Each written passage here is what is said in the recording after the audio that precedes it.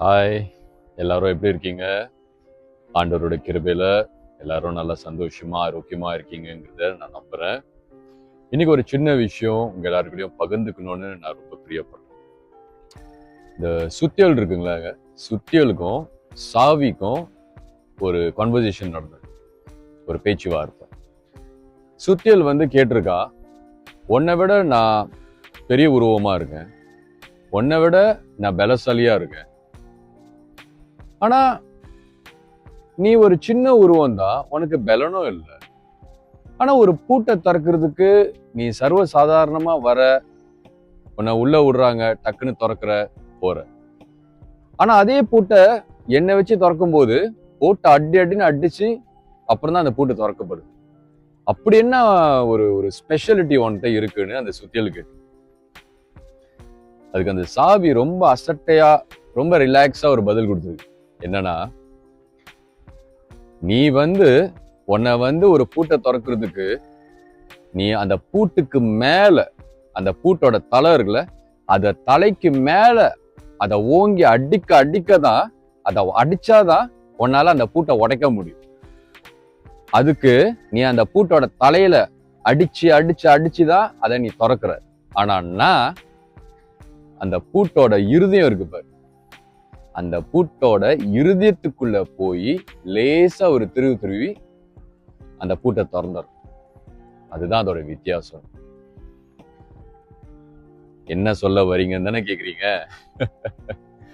ஒன்றும் இல்லைங்க, ரொம்ப சிம்பிளான ஒரு காரியம் தான்.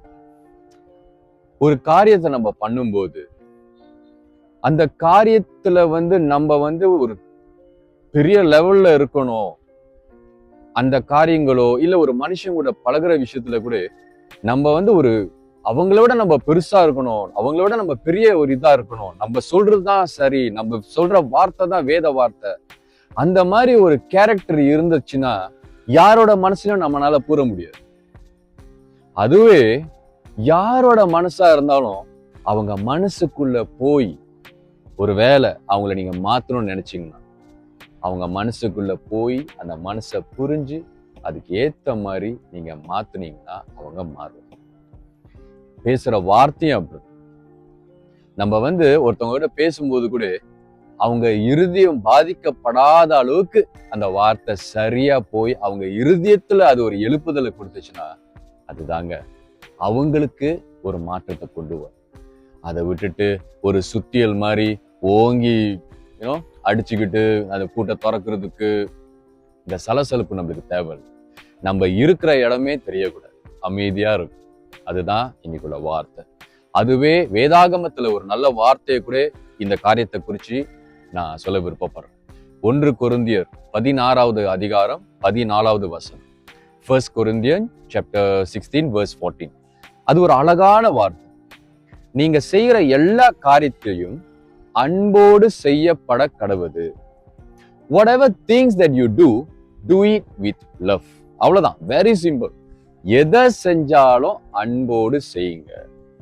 அதுதாங்க தெய்வ குணம் படைச்ச மனிதர்கள். நிறைய பேரு நம்ம சொந்த பலத்துல ஓடுறோம், நம்ம சொந்த பலத்தால எல்லா காரியத்தையும் செய்ய முடியும்னு நினைக்கிறோம். இன்னும் லொங்கங்க, இப்ப எல்லாம் மாறி போச்சு.